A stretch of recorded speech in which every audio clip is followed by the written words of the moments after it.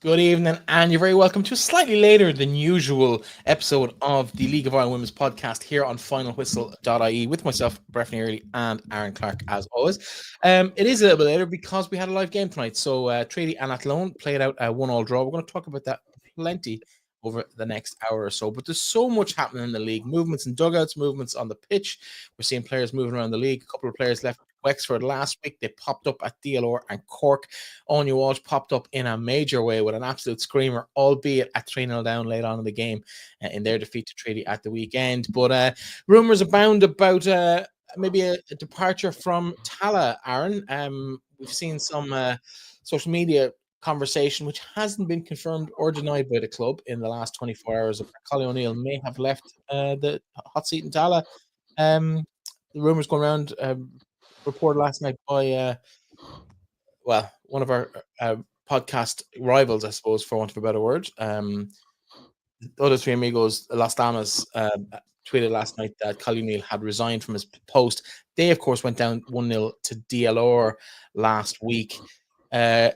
Peamount beaten by Shells at the weekend. That would have been a title decider a couple of years ago. Not so much anymore for Peas, unfortunately, but they do welcome back Eleanor, Ryan, Doyle. It's been all happening, Aaron, and that's before we even really talk about the football.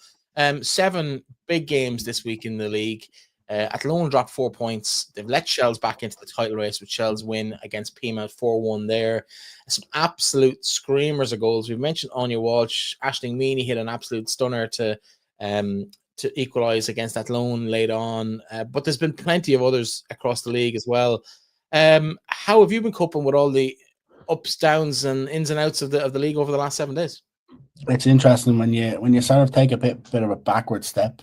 I wasn't even on social media last night when the sort of post came out about Collie O'Neill, and then I was talking to people after it and started getting people who are saying, yeah, from what they're hearing, confirming the same thing. And like the one thing I even said to you before we started, if it wasn't true, like surely we would have had some like Collie on sort of been like, yeah, it's not happening. It's an interesting one because, and I'm not blaming Collie when I say this, but the Shamrock Rovers project hasn't worked in the sense of they tried to go out, splash the cash with Jason Carey as the director of football when they first come into the league. You can have this, you can come and sign here. This is what we're going to do. We're going to change the game. We're going to do all this. We're going to do all of that.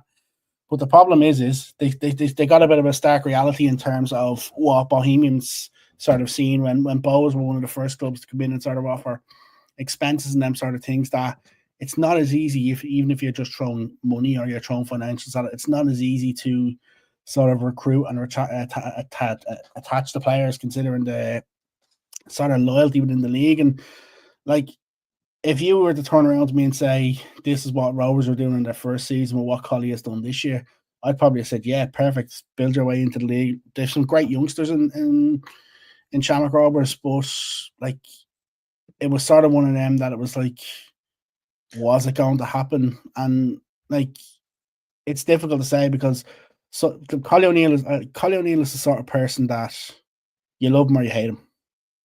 There's no real. I think that's there's fair. no real in between. And I've got on well with Collie just 1 or 2 times where Collie hasn't necessarily liked something I've said, and I've had a conversation with him about it. And I've known Collie obviously since his UCD days as well, when he was managing UCD. So like, I've always got on with Collie and I understand what he was trying to do, but I just think for Shamrock Rovers, it's one of them that you're looking at, and it's sort of a project that they're looking. It's a lot of money gone into it. Jason Carey left obviously last in the last season. Like, what do they do from here? I think it's the biggest question for me, in the sense of, because I don't think money is going to solve all the problems in terms of Shamrock Rovers. We've talked about this over the last few years in terms of putting money into the game, and we both know, I think you'll back me up on this, that the women's game is different to the men's in terms of why players move clubs, why players pick where they want to play. Friendships and relationships is a much bigger part of the women's game than it is in the men. The men's will take the money 9 times out of 10. Loyalty kind of goes out the window. The girls tend to be, that's not fair in every case, but for the most part it is. If there's a bigger contract somewhere else, the lads will probably take it. With women, And we've heard rumors of players turning down big deals this week in terms of transfers within the league for reportedly decent, like full-time wages. And that's based on a loyalty. It's based on the friendships and the camaraderie in the dressing room, and that doesn't really apply. It's much more of a job in the men's game. If you look at, and I'll use an example, the likes of, say, Ciara Rossiter's travelling to Wexford, works in Dublin, lives in Dublin, travelling to Wexford.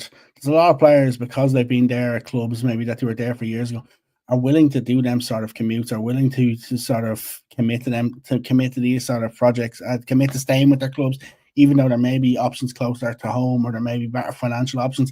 And I think that's where women's football is. You're right, it's completely different when it comes to over here in the sense of relationships and friendships and stuff like that. Like, we are gradually starting to see that mold being broken, but it's taken longer and longer and longer to sort of to happen. Like, for many years you'd see top players sitting on benches because their mates are at clubs or they didn't want to leave clubs, and that's that has a two-prong effect. It can potentially harm the growth of the league, because if quality players who would start in most teams aren't willing to go and play for other teams because they want to sit with their friends, it doesn't help. But B, the thing is, and this is where we've always said, is it's not always about how much you can offer them. It's what can you offer them, what type of environment you can offer them, what type of things you can offer them. Because it's money at the end of the day.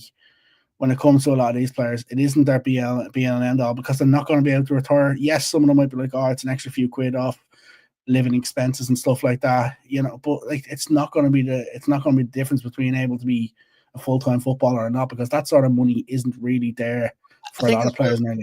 But these players didn't grow up like the lads did. So, say even people my age grew up looking at the contracts that lads were getting in the early days of the Premier League. Now it's astronomical. Do you know what I mean? So you're looking at, I can make millions a year from playing football. That's how a lad grows up, because of the way the sport has evolved over the last 150 years. With girls, when they were 10, when the girls playing in the league, say 25, 30 now, or 10, they weren't playing. They never aspired to get paid for the sport, because it wasn't a reality really back then, apart from one or two of the absolute tops in the sport worldwide. So the money's never been the motivating for these girls showing up to training and showing up to games. And I think it's been stronger in some ways for that, in terms of player loyalty towards clubs, player loyalty towards other groups of players and squads. But we're seeing now that, like, and yeah, Shamrock Rovers made some mistakes. We've talked about it before. Like, coming in with the big, we're not here to take part, we're here to take over. I'm paraphrasing, but that's basically the vibe they gave off when they came in the first couple of months. I think they offered everyone in the league a contract who was of note. But they were calling players even during the season. Will you come to us next year? Will you? And like, there was even a famous incident where there was like a player who was dropped from her club because she'd gone and met with Shamrock Rovers during and Rovers were aggressive in what they tried to do. But the problem is if then you don't have that sort of environment, that then they all flourish. Because the thing about Rovers is, when they first came together, they had some great talent on paper, but they didn't necessarily flourish in terms of a connected group. And it's like when you sort of look back a couple of years ago to maybe UCD Waves. Eileen Gleeson's probably second season at UCD Waves. They're the best team on paper in the league, but fitting them all into that proper lineup where they're all playing the way they need to play to play together didn't always necessarily work. And that's why they never won a league title, when they had that sort of team and they had that sort of success. And Raheny and Wexford were able to win teams before Shells come into the league. So like, it doesn't necessarily, having quote unquote maybe the best 10, 11 players in the league doesn't always fit, and it doesn't always gel. So that's where I was a bit surprised the way Rovers' approach was so aggressive, in the sense of, let's go and build. Because, like, I know Maria Reynolds missed probably a majority of the first season due to injury, but they'd some really, really good youngsters. And then you sort of seen the spell then midway through the second season where a lot of youngsters would have left Rovers underage and went to Bows. Emma Cochran would have been one of them. Young Laura McCabe, the players who are still playing 19. So they felt the environment at underage wasn't necessarily what's translusive into the first team, and decided to leave Shamrock Rovers. Whereas I just think Rovers maybe just need to have an approach as, okay, yes, they want some experience, they want some quality, and they want that sort of thing in the team. but there has to be that blend of youth and that blend of experience. Because you look at that Rovers team, Katie O'Reilly, Ella Kelly, like even looking at other players within that side who are a little bit older, your Jamie Thompsons, even young Keelan Cummins, Aoife Brophy isn't that old. I think I read something there. It was like if you take, I think it was Aine O'Gorman and someone else out of the team, the average age was like 19. Yeah. So like, but before we get dragged down into a rant, which we seem to be very good at in the last couple of weeks, let's focus on Collie himself, because he's had 2.5 years in the gig. They haven't really challenged for a league title in that time. They did get to the final of the All-Ireland of the Avenir Cup last year. There's another new title. I haven't called it that before. But so like, what's your report card if you're looking back at Collie O'Neill's tenure? Like, I'd be in the camp that likes Collie. I think he's one of the best coaches in the game. He's proven that at club time after time. You just look at the conveyor belt that Shamrock Rovers do have. I know you've talked about you want me to be honest? Yeah. First year was a disaster. I'd agree with that. Second half of the first year, first half of the second season wasn't great. Then he realized, okay, I need to focus on these young players here. And we have seen 5 or 6 young players transition into that Rovers team at 16, 17 and excel. So I think from that stage onwards, it's not necessarily results wise, but we've seen what Collie O'Neill, the coach, can do. Let's talk about, because you've just savaged his first 18 months in the gig. Like, let's be honest. The question I don't blame Collie O'Neill. That was my question. If you let me get to it, right? Collie proved that UCD he can develop young players. You just talked about the 6 months at the end of last season when he did that. Was Collie O'Neill's the right appointment for Rovers, given what appears to have been the direction they wanted to go in terms of shock and awe in the early stages? Collie may have suited better if they just built into it like they've done in the last 12 months. 100%. If they'd have built in the way they've done in the last 12 months or so, Collie O'Neill would have been perfect. I think the fact of, and this is where I said to you when Collie was appointed, my concern about Collie when he was appointed was that Collie O'Neill necessarily didn't have the women's football experience. And like when Graham Kelly first came into DLR Waves, we've seen that it took that bit of time for him to sort of develop that. Like, that's where it's very key. And you can even see it with the likes of, say, Owen Wirren, that he's worked with females before coming into Shells and when he was abroad and stuff like that, because that working with females is completely different to working with young male players. And I think it definitely took Collie O'Neill a bit of time to sort of readjust and sort of redevelop how he's going to sort of approach these sort of things. And like, I think the way Shamrock Rovers approached it was probably very, very wrong. But then again, they always wanted to be brash that we're coming in to make this impact. We're coming in to make.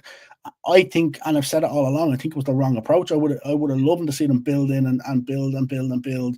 Maybe because then they could have been in this season where you're like, okay, they could be challenging. They could be challenging for league titles. But the other thing that really infuriates me when it comes to Shamrock Rovers, and this necessarily may not be Collie O'Neill's fault, is the fact of what they've done with Katie Keane and what they've done with Abby Larkin. In the sense of you can leave during the window.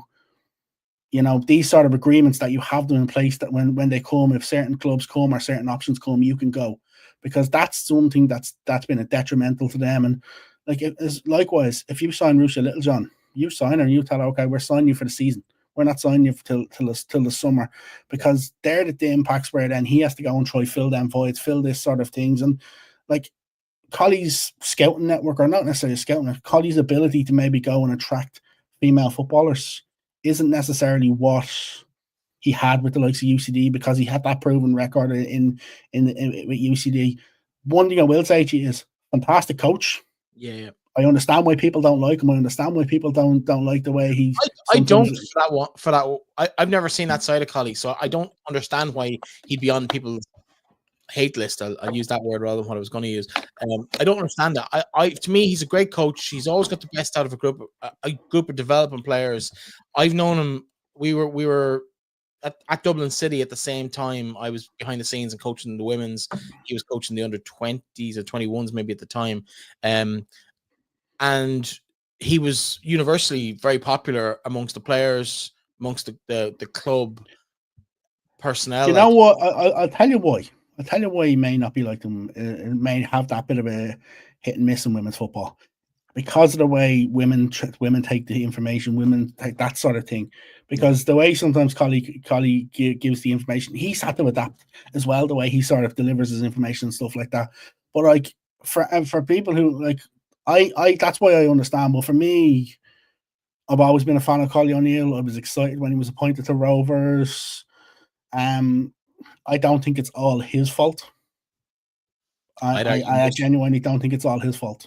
Yeah, I'd argue most of it isn't his fault. I just don't think it was the right fit with the strategy and Collie's skill set. I think phenomenal manager. Rovers, I think, misjudged. I would probably get hate for this as well, but Rovers misjudged their introduction to the league, and Collie wasn't the right personality or coach to deliver what they wanted. I think they saw the best of him in the last 12 months, but maybe the first 18 months kind of was a noose around his neck when the results weren't coming in as well. I think it's just been probably too long for Shamrock Rovers to not be dominating the way they kind of planned when they came in. I wouldn't be surprised to see him get another opportunity in women's football. Well, that's my next question, because what's next, both for the club and for him? Let's start with Collie. What's next for Collie O'Neill? Obviously, he's got a very successful day job. He works, I believe, for Microsoft. Good position. He's not going to be leaving that for full-time football anytime soon, unless it's probably like, and maybe even then it's probably not even, but for like an international job, if the Ireland job was to come up down the line, has he got a stature to get that? Possibly. Has he got? What do you think is next for Collie? I'm not sure. I'm not sure, but I think whether it's men's or women's football, someone like Collie would be great is great at developing the players. I'd love to see him involved with a club. I'd love to see him get another opportunity. But here's your chance. Here's your chance to talk about the Irish '23 team. Give it to Collie O'Neill. Well, listen, come on. We all know that's not happening. We all know there's a better chance of. I won't even say, but like we all know that's not happening. This whole talk of under 23s, universities, there's nothing happening when it comes to women's football. Like they don't have the money. Unfortunately, they don't. The money's all piled into the senior men and senior women's team, and the rest is sort of just left to sit to the side. Again, I think, John, not to question your wording, but I think they do have the money. They just prioritize it in different places. That's just the reality of it, you know. And it's not where I would put the money, but that's why I'm not in position to decide where that money goes. What's next for the club? Because they now have a managerial vacancy, potentially, going on the rumors, and we believe them to be true. They have managerial vacancy. I suppose the first people they went for on a playing context back when they came in was the very experienced duo of Steph Roach and Aine O'Gorman. Aine's still on the field. Steph is in the dugout already. Is it too early for Steph Roach? I know she's a former resident of your chair on this show. She did the first season with us. Is it too early for Steph to be in the frame for that? Has she got enough experience? Does she have the respect of the players? I'd argue she probably would have the profile to bring in players. Could herself and Aine do a double team? They've been a really good double team for 2 decades for club and country over the years. Is that... She's gonna kill you calling her Steffi. I know she is. Steffi Zambra. Apologies. To be honest with you, what would they have to lose if they were to go that route? What would they have to lose? They'd have nothing to lose. The name that springs to everybody who I've spoke to's minds is James O'Callaghan. Yeah, see, that's. I don't think James O'Callaghan would take Shamrock Rovers. I just don't. Then again, we've seen. I don't know. I think there's a certain. Let's be honest. Shamrock Rovers is the name in Irish football over the last century. Forget women's or men's. It is the name. It's very hard to resist that call if they come knocking. He's left Peamount on his own terms 8 months ago. He doesn't owe Peamount anything. He delivered them 3-4 league titles. So like he's left on good terms. Yes to the rivals. Yes to geographically the closest team to them. Would it be a bit of a shock? Yeah, I don't think it's outlandish though. I'd love to say. But do they go down the route though of bringing in somebody from abroad if they've got a bit of money to spend, if they've got a little bit of a budget? I assume Collie was on a decent Right, enough. I'm going to answer your question before I even finish the question properly. If they bring someone in from abroad to manage that team, it'll be the worst mistake they ever made. Oh, I agree, 100%. I think it'll be. I think they need somebody with experience within the league. If you're not going to go with somebody with experience, then I think your Zambra and O'Gorman could be a potential link up together. But for me, I think it's one of them sort of positions to where they're teetering. They either go one way or the other, and if they go the wrong way, it's going to cost them a lot of money money and commitment to potentially get back up. So I think they need to be very careful with whatever they do. Yeah, personally, and I'm only really thinking out loud. I haven't really thought about this before tonight's show, but for me, I think that's the direction you go to the end of the year and you see how it goes, and then you make a decision in a couple of months. I just think it's the least disruption. This is unexpected from the club's point of view. If the rumors are to be believed that Collie kind of tendered his resignation rather than the club pushing him out, so it would just be a nice handover. I know technically Anya is not involved in the management of the team, but I guarantee you she's involved in every conversation in terms of the leadership of that group of players. So I don't think it would be an unnatural move for her to be kind of player / joint manager. Or I think the girls, they might hate me for saying this, but the girls, I've known them over 20 years, probably 25 years at this stage, and they not 20 years. They basically they work well as a pair. They might hate the fact that they're always kind of clumped together, but I think circumstances might see that happen for the next couple of months. And I, for one, will be all for that. I think I'd love to see them happen. But we are 20 minutes in. We've talked no football, Aaron. So maybe let's start with the Shamrock Rovers game at the weekend. They hosted DLR Waves, who've been struggling by their own admission. And it took an absolutely sublime finish from Michelle Doonan to open the score and just before the half-hour mark. Only goal of the game. Rovers left chances behind them on this one. They should have won it. DLR will be delighted to get out of jail, but they probably took their chances and Rovers did, and that's the story of the game. Yeah, only Michelle Doonan's second league goal of the season. We sort of had a lot of high hopes to what she would be able to do. But the biggest thing for me when it comes to it is like Rovers had a lot of chances. Rovers should have scored some of them chances that they've had. They've multiple chances to sort of either take the lead, win the game, or get back level. But the biggest thing for me when it comes to these is like I just think confidence was low for Rovers. Waves confidence was really high. The biggest thing I would say when it comes to DLR Waves is defensive mistakes. A lot of them are gone. A lot of mistakes have started being cleaned up. A lot of them sort of brushed up. Laura Heffernan is putting Naaman and Gassi a little bit deeper, sitting in front of the back four. That was something I'd sort of said to you at times this year. She was a little bit high. It was surprising to see she was that high. How big has that win against Sligo Rovers in Bray Wanderers been? Like, it was a massive, massive turning of the season. Because if you look at that, right?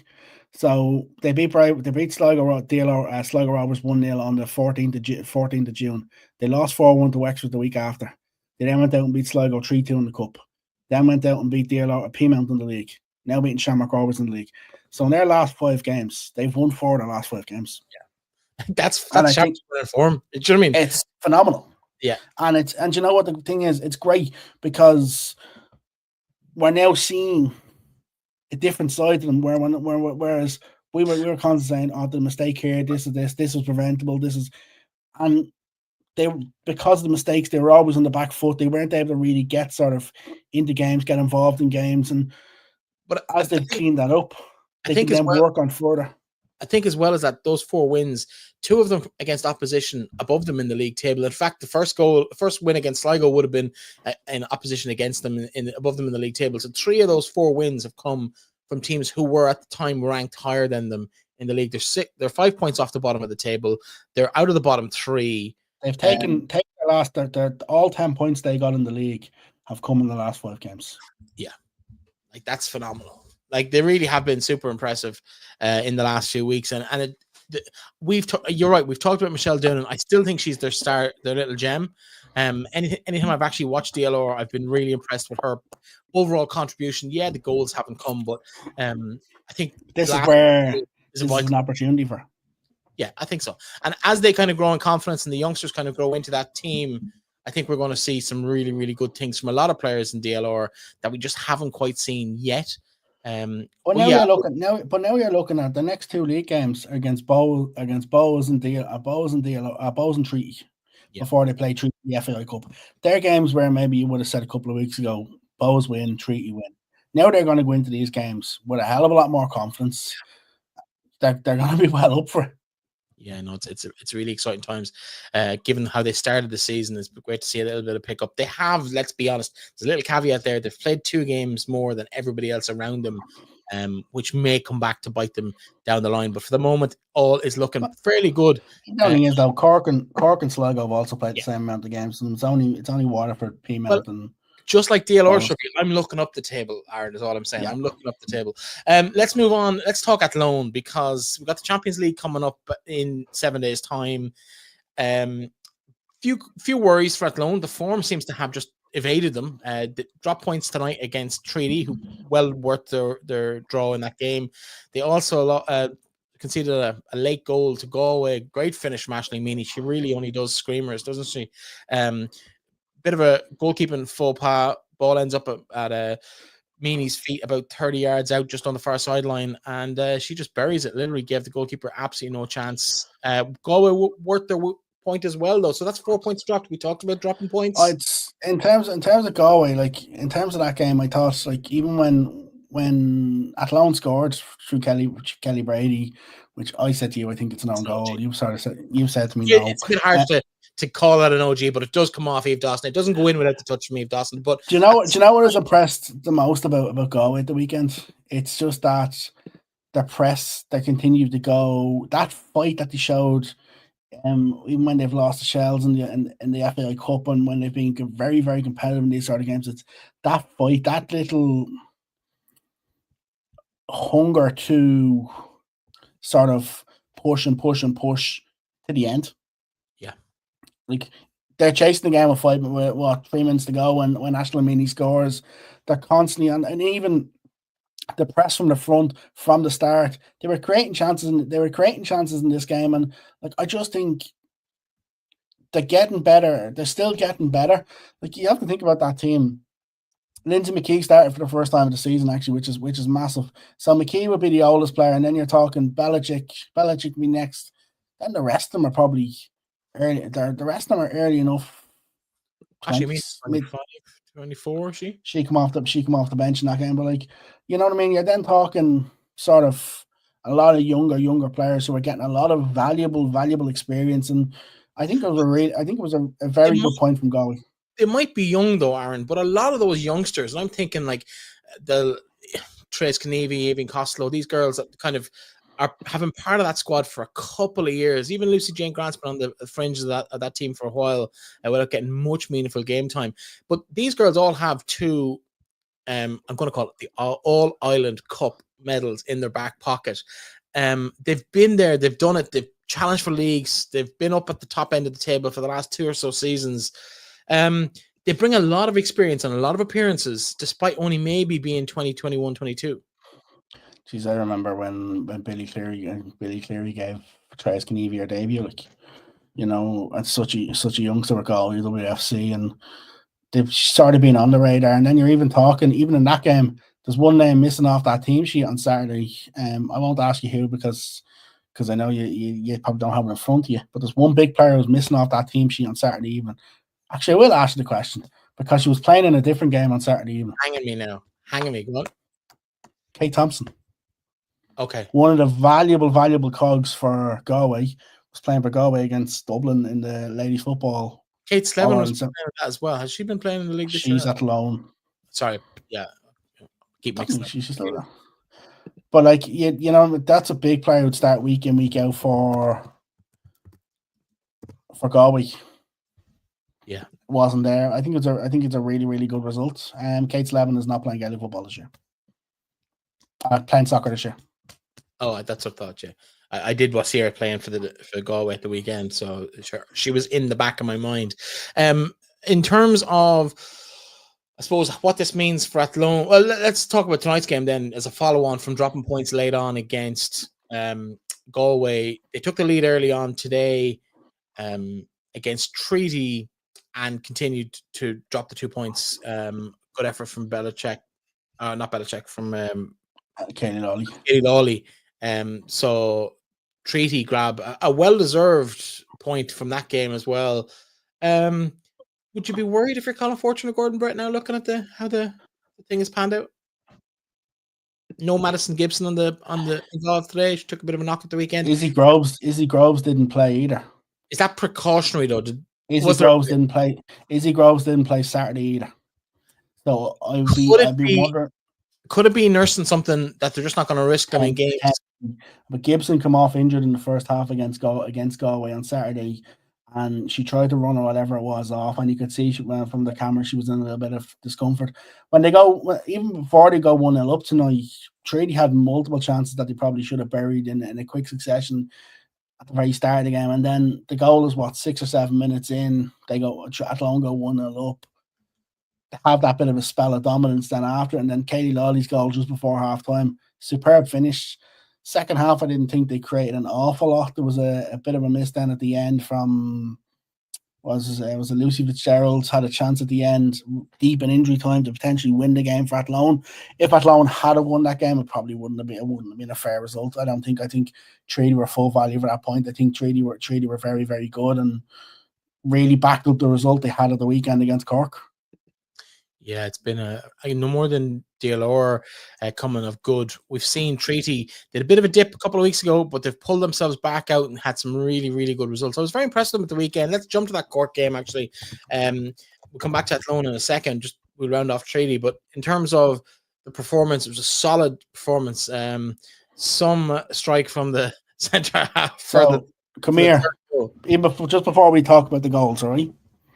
Last year, we talked about Treaty getting a record points total with 24 points. Yeah. 23 points last year. They're currently 1 point away from another record haul of points and with eight more games left. Yeah, it's crazy. The improvement they've had, and I know locally as well, Treaty get a bit of a bad rep, probably because they put the same resources into the women as they do the men, and some people maybe don't quite agree with that, let's say, is the most politically correct way of saying that. But the women's progress, the men haven't been bad. The men have been solid. So, think about this, right? Think about this in the league this year, right? Treaty have beaten Bows, drawn at Athlone, beaten Galway. They've had some, they've beaten some big teams. It's not just saying that Treaty have just beaten all the teams sort of below them. Yeah. They've had some really, really big wins, and they've had some really, really big moments. Like when you look at Saturday, what was the first goal for me was, what was the first goal? It was, where's my notepad here? First goal was the Flaccini goal. I don't think the keeper's in a good position for that. I think the keeper sort of makes it look a lot better for Flaccini than it probably is in terms of the finish. The ball, I think it's Katie Lawley's ball. I could be wrong. I think it's Katie Lawley's ball for the second goal. Yes, into Madeline Robbins. It's just a superb ball. Yeah. Puts it on a play for Robbins, who says, "Thank you very much." Mara McCleary, though. Yeah, she just at her feet, and it's almost like it looks like she intended every bit of it, but it happened so weirdly that I don't know how much of it she actually knew was happening. But what a finish! Like, she just throws her left peg at it, and it just top corner. You can't really falter. I'd have one concern before we talk about the goal, the last goal in the game. I'd have one concern for Treaty at the minute. They haven't kept a clean sheet in the league since the 12th of April against Sligo Rovers. Even in the games they've won, they've conceded a goal.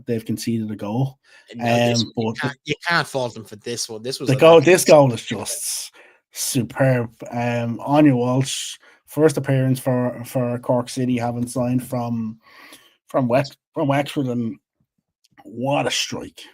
Yeah, it was top notch. Like top notch, top corner. Like no keeper in the country is keeping that out. I'm sorry. Like, do you know what's funny? I don't even think the club had announced that she'd signed at that stage. Should that happens in the league, you kind of get Like used. the one thing I will say on this game, I just hope Frank Gallagher makes a speedy recovery. He missed the game last week due to illness. The club said he was in hospital, but had been discharged prior in the week leading up to the game. So hopefully Frank makes a full and healthy recovery and is back on the sidelines soon. Absolutely. Let's go back and just track back for a second to Athlone, because they're looking now into a busy week for them. They host the group, or it's not a group anymore, but they host the kind of the mini tournament for the Champions League next week. It's a big week for them. They need everybody fighting fit. Like if they go into that without Izzy Groves, without Maddie Gibson, they could be in real bother. I don't want to be disrespectful. That first game, they should be walking through that first game. I think they should walk through both. The second game will be more of a test of where they have them players missing, or if they have that little drop in confidence over what's happened the last week, that they could be in a bit of trouble. Well, you know what? Sometimes losing the game in the lead up to a competition is maybe not the worst thing in the world. It refocuses the mind. Now they haven't lost. It's not even for me. It's not even the fact that they've lost or they've drawn. For me, the biggest thing when it comes to treaty Athlone is the fact that Athlone have had 2 competitive games of football. If they'd have gone here off the back of thumping someone 6-0 in a non-competitive game, it would have been really bad for them. I think the fact that they've had these games of football, now they've got 10. They've got a week now, a week till they play Champions League. They've got plenty of time to recover, get the bodies right, get preparation done for the first game. But I think for the fact that they've actually had 2 big games as well, I think is an advantage, as much as it's not great for the league form. But I think the fact that they've actually had 2 decent games of football going into it will help them. Yeah, of course, they host Cardiff City, despite being the designated away team. They do play Cardiff City in Athlone Town Stadium next Wednesday evening. I don't know the kickoff time to hand, but it's probably sometime mid-evening. It's probably about 6 or 7:30.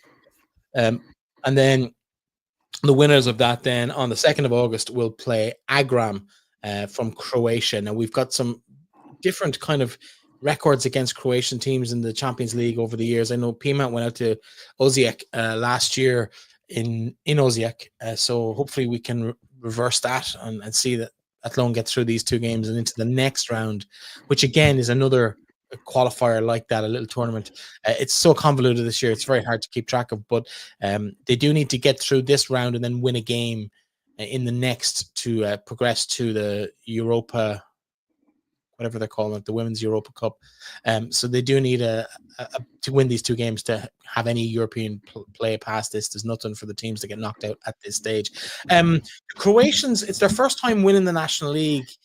Osijek have traditionally been the strongest side in Croatia. I know when we had our Champions League experience in 2010, it was Osijek we went to. It was Osijek. Is that how Shells played from Croatia? Shells played a Croatian team, didn't they? I'm not sure off the top of my head. I couldn't tell you. I just know I talked to James Callan last year before the Peamount game.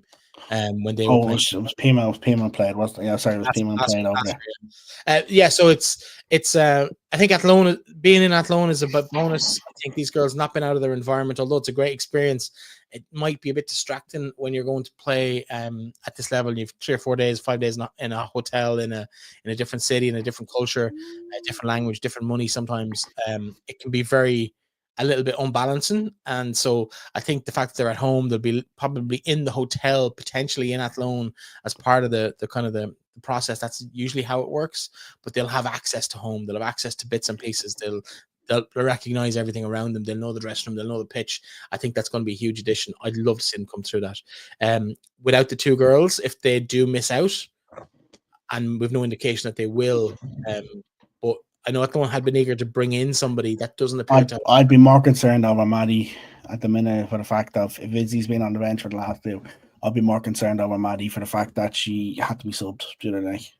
But like we said with Galway, they've got some really, really good youngsters who've sort of had that little bit of a taste of winning stuff at underage as well, and who are chomping at the bit for that opportunity. And like, it's nearly, if you look back to when Peamount played in the Champions League during COVID, it was sort of that breakthrough moment for Becky Watkins at 17.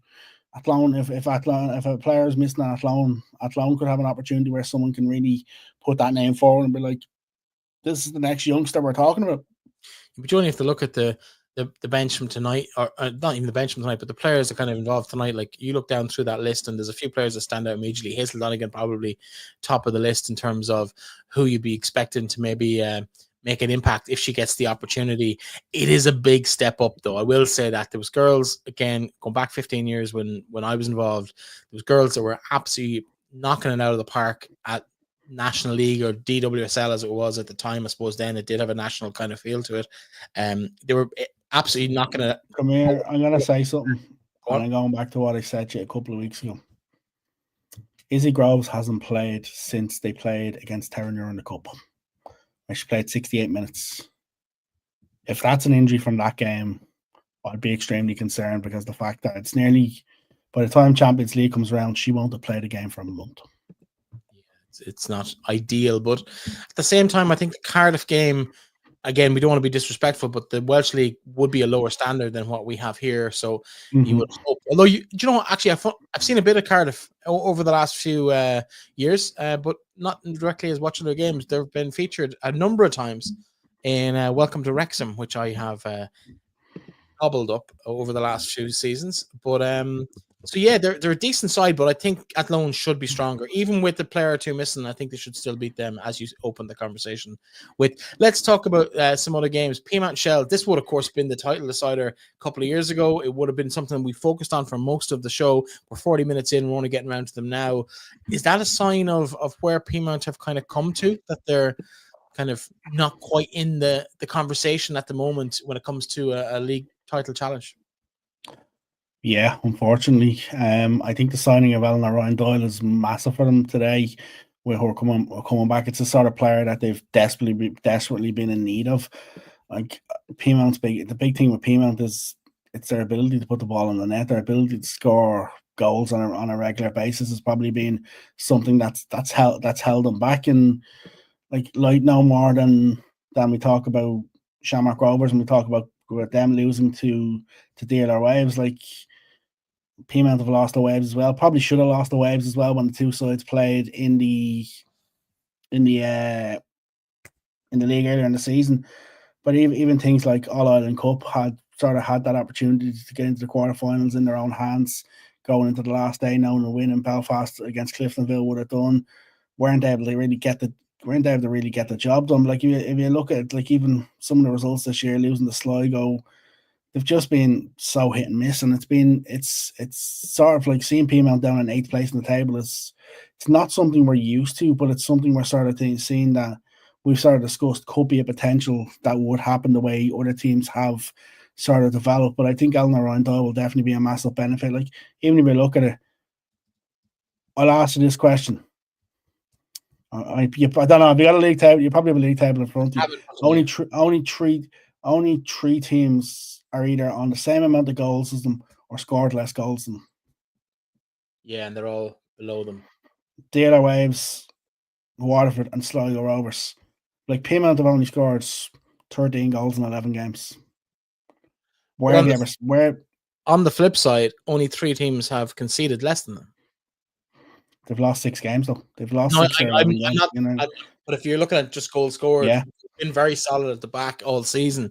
And I think we've talked a good bit over the years. I think we talked a lot about it when Shamrock Rovers came in, about what the knock-on effect it would have for a Peamount United, geographically speaking, competing for the same pool of players in the same region, albeit Dublin, which has got a much bigger proportion of talent pool. And we know there's a concerted effort within the FAI and the League of Ireland to deal with the bigger, more established League of Ireland clubs. Like, we've seen that. We've seen clubs merging. We've seen it in Wexford. We've seen it in Galway. We've seen it with Raheny moving into Shelbourne a decade ago. Bows emerging. Shamrock Rovers coming out of I suppose, whatever they want to call it, their the fact that they hadn't been in the league for a long time. At Waterford coming in this year, Cork City has been merged in. So we're seeing that trend. Peamount don't fit that mold. Peamount's men's side are never going to get to the level. Not never, but they're not going to get. The thing is, like, they're a sort of club that's had that nostalgia, history. That was what I was going to say. And the problem is in order for them to stay in the league long term, it's gonna be a massive financial ask across the board from Peamount to actually be able to compete, and that's where we're sort of seeing it in terms of what other clubs have and have available to them. It's difficult in the sense of Peamount's long term. We had this conversation multiple times where I sort of said, I hope the FAI gives them an opportunity to prove it, but that was where I was getting to. Where I was going was that Peamount have this history of developing players for the women's game, of focusing on the women's game, and like we said about Treaty earlier, an equal proportion, if not even more, weighted towards the women. I'm sure the men will probably tell you it is, and rightly so, in my opinion, given the level they're both playing at, junior men's versus senior women's competing in Champions League. They've pushed the women's sport, and they've been a pioneer for women's sport. And I think if you lose a Peamount, you lose a whole ecosystem there that's women's sport, women's football focused. And I think that's huge. I think there's room for both. And I understand why the FAI are pushing the kind of the one club model, to rob a GAA phrase, but they're pulling that kind of everything under the one governance system within a club. I don't know if that's the right model for the development of women's football. I think there's still too many people who don't care about the development of women's football within those structures, that it's going to cause issues. I think it's going to cause issues when the GAA do it in the next couple of years as well. But I think it's definitely a thing we're seeing where the interest is just not there from some aspects of the men's side of clubs. I've talked about that before. I'm not going to drag it all up again. But in terms of where they go from here, this is a problem. We're seeing their underage sides getting fairly consistently beaten in the academy. We didn't see that from Peamount before in recent seasons. They were always one of the more competitive teams. The future is it's a real kind of tipping point for them. Which way they go? Do they stay? Do they fall off a little bit more? And if they do fall off, do they have the pull or the resources to bring in the type of youngsters that they have been developing for the last 2-3 decades? Like the sort of money that they're probably having to raise to keep the women's side going, whereas a lot of the men's clubs would have that sort of available to them, and that's where it becomes a big issue as well. Is it's making sure that they can afford the basics they can afford to do. It's not even necessarily about while it is about developing players and getting players in. It's making sure that, because the costs in this league are just going to continue to rise and rise and rise. We both know that they're probably over the last 5 years they've skyrocketed as well, and like it's difficult to see the sort of a legacy club like Peamount, and like there's some really, really good people there who work tireless to try and get to raise that sort of capital that's needed every year to keep in the league. I think, if I'm being realistic with you, over the long term, if Peamount are to stay in the league, Peamount could be a side that we potentially see in a first division in a couple of years, in a second tier. Because I'm going to throw out a suggestion that I fear is going to get a huge backlash on social media when I say this, but would Peamount and potentially St. Pat's amalgamating? Pats tend to train out that neck of the woods anyway. I think the men were out in Leixlip for a while, Bridge as well, Blanchetown as well for a while. Yeah, like could that be a good collaboration, or does the geopolitics of a club like Peamount not let them countenance that? I'm sure they've had better offers in recent seasons. There was a bit of talk about themselves and St. Pat's doing that sort of merger. There was a bit of talk about them and Pat's doing that merger as well. Like it's difficult because you're dealing with two sides. We've seen Raheny do it with Shells, so I'm talking about and it worked brilliant. I'm talking about a very similar arrangement. Yeah, and the only thing is, if Peamount were to stay in as an affiliate sort of club as well, it's difficult because, like, for people in Peamount to potentially lose the Peamount United name within the league, I don't think they'll really, really want to do that if they can avoid it at all costs. But I think that's probably that would probably be a merge that potentially would make a lot of sense. Yeah, I think in real terms, from Pat's point of view, unless there's an an arrangement to use Peamount as their academy teams for the girls, I could see it being a very one-sided arrangement. So I'm not sure That's why it sort of makes it more difficult for the Peamount side of things. Yeah. Absolutely. Let's move on to other games. There was, of course, 2 other games played last weekend. We haven't even looked forward to this weekend at all. Bows, a 1-0 win against Waterford at home. Scored. Let's go back to the Shells game, the Shells Peamount game. Okay. Oh, we didn't talk about the goals. Gemma Quinn's nutmeg and pass. Kate Mooney. The finish from Mooney is just sublime as well. Like, I don't know. You talked about her needing to hit 18 goals this season. What has she got? 12, 10 games She's left? 12 league. I said she would hit 18 this season. She's 12 so far with 8 games to go. Yeah. Absolute class. Like she scored twice, she scored in a penalty. Like for me, even when Peamount go 1 up through Athlone Town in that game, it was a lovely finish from Spillane, a lovely turn and finish across the goal. They should have probably went 2-0. They should have went 2-0 up. A bad miss by LOIWomen through on goal. If that goes 2-0, it's a completely different game. Once Shell sort of get the first penalty and equaliser, they're back in the game. Then they get the second penalty, and then that was the third goal. And then I think was that the third or the fourth? And then the other goal from Noel Murray, where Amanda McQuillan with a long kick forwards allowed the bounce. Peamount probably should have cleared it. The one thing I will say is I don't think it was a 4-1 game. I think it was a closer game than 4-1 sort of says on the scoreline. But I think it was a good win for Peamount, and especially with Athlone dropping the points, and Athlone dropping the points against tonight for Shells, with Athlone dropping the points twice, because I know, as we said earlier before we started, Shells are 3 points behind. Yeah, 3 points behind with a much better goal difference, and this is the first year the league's decided on goal difference. Not much better goal difference, only 3 goals. And better goal difference at the stage. It's probably worth an extra point at the minute. Oh, I'll give you that, but it's not nailed on like 2 games. No. And the thing is, they still have to play each other twice. That's the interesting thing. The first one of them games is the week after Shells play Shamrock Rovers in the FAI Cup. Then they go to Athlone, and then they still have that rearranged game at Athlone that hasn't been fixed yet. So them 2 games are going to be massive. Absolutely. Let's go back to Dalymount Park. Bows 1-0 win against Waterford. Very even game. I thought Bows shaded it, had better chances. I thought at times Alana McAvoy was unplayable in this game. She did provide the assist for the goal just before halftime. Leah Glennon with a lovely little shot from the edge of the box, just in off the bottom of the post. Bows will be happy. Alban will be happy with this result.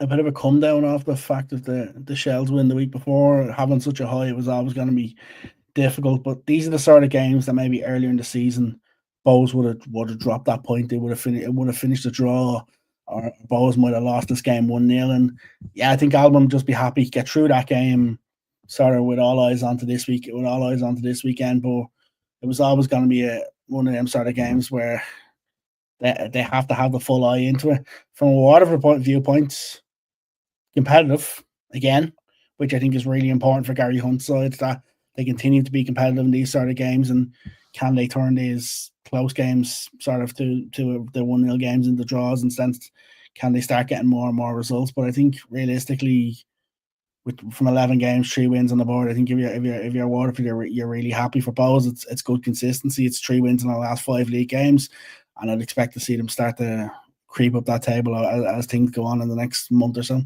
Yeah, I have to agree with that. Final game of last weekend, Wexford made the long journey, possibly one of the longest journeys in the league, up to Sligo, the showgrounds, and yeah, it wasn't great from a Sligo point of view, was it? 3-0 defeat to Wexford, and Wexford never really even got out of first gear. First goal was frustrating me. The defending was terrible. I'm sorry. How do you get from a free kick just inside the opposition's half to the centre back being able to get in behind unmarked with a looping ball like that? It was really poor. It was really poor defending from me from Sligo. I think Bonnie McKiernan sort of wanted to come, then didn't know whether to come. But I think our defense sort of I think as Kiva Flynn was the closest defender at the end, and you can just see the frustration as she's kind of looking at her teammates, going, "Where the hell were you?" That's a 4. That's nearly a 4. It's a 3 hours and 45-minute car journey from Ferry Carrick Park, but at a bus in there, you're probably talking 4.5 hours. Yeah, it's a crazy long journey, but I have respect to the girls who do it week in, week out across the entire league. In terms of the second goal, Ciara Rossiter, Bonnie McKiernan won't want to watch this back. She's had a really good season. I was so frustrated to watch her make a very uncharacteristic mistake here, but she'll be kicking herself. Just caught the ball, dropped it at the feet of Rossiter. She's not going to get many easier goals than that. Ciara Rossiter. No, absolutely not. But for me, it probably should have been a lot more than 2-0 when Rossiter puts the ball in the net at that stage. The amount of chances that Wexford had, like even the one where Aoife Kelly pips Emma Hansbury in a really good position, and sort of she has to find the net from there. Kelly had other chances as well. I think McKiernan though. Yeah, but you're looking at that, you're probably thinking, if you look back at that game, you're probably thinking Wexford should have won it probably 5 or 6 at least with the amount of chances that they did have. For me, the pick of the goals is Liam McGrath's goal at the end, the third goal. A superb strike from the youngster. I think that's her third or fourth league goal this season. I think she's still only 16, 17. Yeah, very, very impressive. Great results for Wexford, and it kind of keeps them at the right end of the table from their point of view. They're within touching distance. If Athlone and Shells can take points off each other, and potentially 2 draws would see them both drop 4 points, Wexford would be back in the reckoning. They're 8 points off at the moment. It will give them some chance of getting back in. Do you know what? I'm going to say this to you now. Are you going to say the title race isn't over already? No, I'm not going to say. You said that Wexford, I know I did, and look at me, look how bad it's turning now, especially with the results and that. If Wexford were to finish third, I would class that as a really, really, really good season for them. As good as if Treaty can finish in the top 4 or 5? No, I'm just saying it'd be a really, really good season. For them, it'd be a really, really good season. And I think it'd be a really good proving point for the likes of Shelbourne, because they've been poor. There's no doubt about it. Wexford have been poor the last couple of years. They haven't been where they should have been. Like, granted, they finished fourth last year, but they were miles off third place. They were 10 points off third place. They were 16 points off the leaders, but insane, they were 16 points off it. Athlone lost the last game of the season and drew, like, for even the season before that, Wexford was 7th. Like, they've nearly already got the season. They finished 7th. They 28 points. They're 25. They're on 25 already. Like, even last season, they finished with 25 points, finishing third. Yeah. Let's take a quick look at the league table before we take a look at the fixtures for next weekend. This is the table as it stands. As you mentioned, Athlone with that 3-point lead, albeit with Shells having that game in hand at the top of the table. A little bit of a gap back to the chase and pack. Wexford leading that at the moment, 25 points from their 13 games. Galway 2 points behind with that game in hand against Peamount United. Treaty United with their win moves them, or their draw and win this week moves them up to 5th place. They leapfrog Shamrock Rovers, managerless Shamrock Rovers, as we believe. They're on 21 points. And there's another bit of a 5-point gap back to Bows, a game back to Peamount, and another 3 points back to DLR Waves before the other 3 sides at the bottom of the table. Waterford on 9, Cork City on 7. I'll say this to you. Holding up the rear at the bottom on 5 points. Go on. If Treaty could finish 4th this year, Sean Russell has to be a very, very, very, very, very big conversation in that manager of the year. Yeah, don't give it to who doesn't in the league. I mean, this is Ireland. Unfortunately, if that was the case, we'd have. They gave it to Tommy Hewitt when he didn't win the league. Did he win the cup? No. Oh, he did win the cup that year. That loan from the rock bottom of the league to title challengers in the season, though. To be fair, at that. But if Treaty United were to do, if he was to finish 4th, or Treaty United, I think it's just. Yeah, I think you're not wrong. It's an unbelievable from them if they can pull that off. In terms of the fixtures this week, of course. Let me just pull it up here. What are they going to call it this week? What are they going to call it this week? Are you calling it what's the name of the cup competition this week? It's the Avenir. No, it's the All Ireland Cup, not Sports Cup. All Ireland Cup. I see. Oh, it's but So many different names. there hasn't been clarity around that situation, but again, that's just an FAI thing, I suppose. In terms of the next week, of course, over the next week we do have Athlone on Wednesday. They play in the Champions League on Wednesday evening. It may affect our date going out next week. We're not quite sure whether we'll go before or after. There's also a game on Tuesday. We've also got Waterford, Shamrock Rovers and Waterford on Tuesday in the league. Yeah. So I'm gonna throw you on the spot for a change. Oh, go on! I love it. Call me. Who's winning the two semi-finals this weekend? Galway against Wexford and Bohs against Shells. Who's getting to the All Ireland Cup final? I think Donegal are going to win the All Ireland. I don't know. Is the short answer. I'm looking at the semi-finals. No, hold on, come here. You're not allowed to have splinters. You're not allowed to sit on that fence. See, you're so well used to it. You're giving me advice here. I don't know. Let's see. Give me the fixtures there again. Galway are playing Wexford and Bohs are playing Shells. It's like the Dublin Derby is always liable. I know Bohs beat them 2 weeks ago, 10 days ago. It's a tough one. I think Bohs have the capacity, like they did 10 days ago, of beating Shells on any day. If Bohs show up and Shells are a little bit off the boil, I think it's going to be a really tight game, and Bohs were well worth their victory. And it was a comprehensive victory a couple of weeks ago. Has that taken it out of them? Will Shells allow that to happen again? I don't think so. I think Shells, when there's silverware on the line, final place on the line, I think Shells just greater experience might come neither through. Side have got to this cup final. Yeah, it's something. It's from the Republic of Ireland point of view, the teams are looking at Galway winning it every year, going, no, we don't want this anymore. We want to, like, we can't let Galway win it 3 times on the bounce. You know what I mean? That'll be the view that'll be coming from a lot of those dressing rooms, and I guarantee that's going to be part of the team talks, particularly for the opposition for Galway down there in Wexford. They'll be saying we can't let this happen. They beat them at the semi-final last year on penalties, if I remember rightly. It was when they had that viral moment, the team talk, and the bit of profanity that went nuts online. I think, if memory serves me right, that was that game. So I think Galway. I think we're looking at a Galway Shells final. He's called it. He's called it. Yeah, I'm gonna no splinters here. Get off the fence. Say what you see. I think you could be. I think you could be right. I think home advantage for Galway could be massive. I think Wexford a very good chance, but I think you could be right. I think Galway will win. I think that's who I expect to win, but I wouldn't rule out either of the other two teams. I think. I wouldn't rule out any combination. Yeah, it could. The other thing is, and just for people to be aware, if this is level after 90 minutes, we are to penalties. Straight to penalties. Yeah, it's so you have that 30 minutes extra to decide us. For me, it's the competition I look forward to most every year. It has nothing to do. The thing is, nobody's bought into it. That's probably the frustrating thing, is nobody's actually bought into it in terms, like, the crowds for this competition have been woeful. Hopefully we get a good crowd in Daly on Saturday, and we get a good crowd in Daymount, and we get a good crowd in AMDC Park.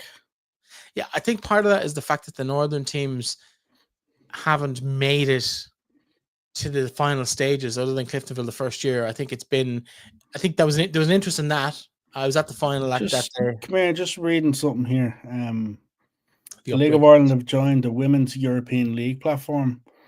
So it's pretty set up to support the continued growth of women's football. The platform will help leagues to align their strategic and priorities and the collective influence the future domestic work of club football. The platform will foster knowledge sharing and develop collective business opportunities and act as the league's representative body and on all common matters. Okay, looks as though the WSL are involved in it as well. SPF. So you've got Belgium, Denmark, England, Spain, Germany, us, Iceland, Northern Ireland, Norway, Scotland, and Sweden. No, Wales. Yeah. That sounds positive. You're getting live updates here on real-time news. And something else we haven't mentioned tonight: Jessica Hennessy has signed for Bournemouth. So any thoughts of her potentially going back to the League of Ireland are gone and buried. She becomes the second Irish player down there alongside Gemma McGuinness, who I believe is still at Bournemouth going into next season, but I'm not 100% sure on that. She has been there for the last 2 years. In terms of the other games, let's have a quick cast our eyes forward to the game next week. So I'm gonna say something now, and I'm not sure if they're listening to it, right? But literally 30 seconds ago, I literally got tagged in the tweet by Galway United Archives of Lindsay McKee lifting the All Ireland Cup in 2023 on Twitter. I wonder if that's in real time. This show is live, folks. That's why we get the little glitches every now and again. But it is live. So if you are listening, we do welcome your comments, although you've probably run out of time for it to come through the system for this week. So I've nailed my colours to the mast. It's going to be me on the wall in the Wexford and Bohemians dressing rooms this week. You get a week off, Aaron. You'll be glad to hear. But so we're back next week. We don't know what day of the week. We might go Monday ahead of the two games, Tuesday and Wednesday. We might wait until after the Champions League game on Thursday. Or, controversial, we might even do both, Aaron. We'll chat to the listeners at some stage over the next couple of weeks or so. We might have a couple of bonus Champions League shows to chat over that. I'm rambling now, so we're going to cut it off. Aaron, as always, a pleasure. Absolute screamers last week. Hopefully we have more of the same, and an Irish victory in the Champions League would be very much appreciated, both for Athlone's progression and, of course, the all-important coefficient points that we don't necessarily talk about enough in our football discourse in this country. Aaron, as always, a pleasure. We'll be back with you next week. We shall talk to you then.